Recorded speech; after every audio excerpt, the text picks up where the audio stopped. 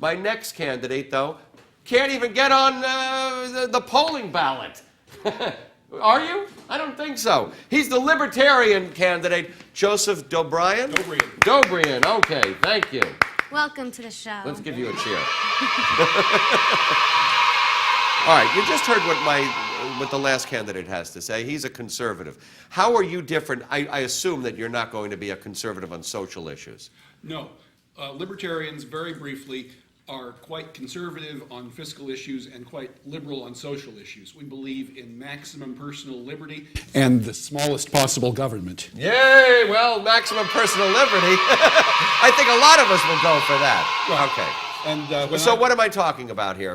You know, sexual orientation, smoking pot? How about that? Yeah, if you want to smoke pot, if you want to be gay, that's fine with me. Just don't do it in the street and scare the horses. I like it. Now, look, we stand for the deregulation of private behavior. That means that when I'm mayor, I'm going to assign a very low priority to so-called victimless crimes, such as smoking weed, such as patronizing a prostitute, so on and so forth. Police are going to be told to give those crimes very, very low priority and focus instead on crimes against persons and property. And that's how you get good law enforcement. All right, but now, when you say smaller government, it seems to me, could you explain the difference between a libertarian and an anarchist? Because if you do not have some kind of governmental order, you will have anarchy. You've got to have some government. An anarchist is different from a libertarian in that an anarchist feels that there should be no government of any kind. Most libertarians are minarchists rather than anarchists. We believe in a small government, as small a government as possible. We feel that we have to have a government probably for law enforcement, for national defense, but very little besides that. All right, on a city level. What about public education, sanitation? Okay, well, now let's speak practically here. In theory, libertarians take a dim view of public education. We think it should all be privatized. However, I realize that that's not going to fly here in New York. We are going to have public education here in New York for the foreseeable future. So when I'm mayor, I'm going to improve the public education system. How? What we have right now is a cookie-cutter system that just teaches to the test and provides everybody with an inadequate education. Okay, maybe they pass the test. That doesn't mean that they're well educated.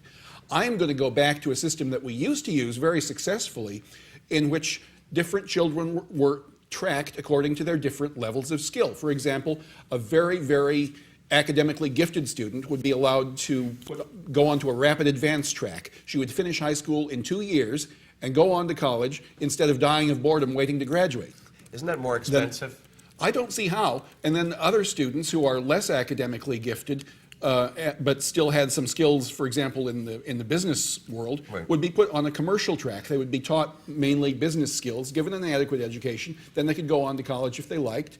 And then there would be other kids who just aren't good at book learning, don't have an interest in it, don't have an aptitude for it.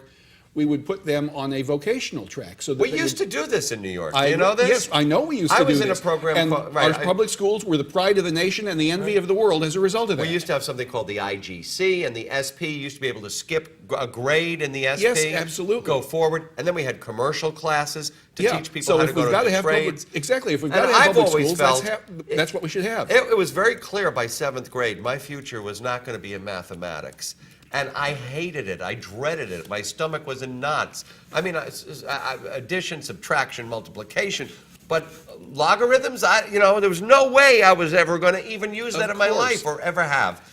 And I could have been studying other things that would have helped me in life, right? And all the current mayor cares about is graduation rates, passing the test, Regent scores. No, let's focus on giving every kid a decent education. How about revenues for this city? What about gambling? What about, if you deregulate prostitution, I bet we'll get more convention business here. I dare say we will. Which means... how do you feel about gambling?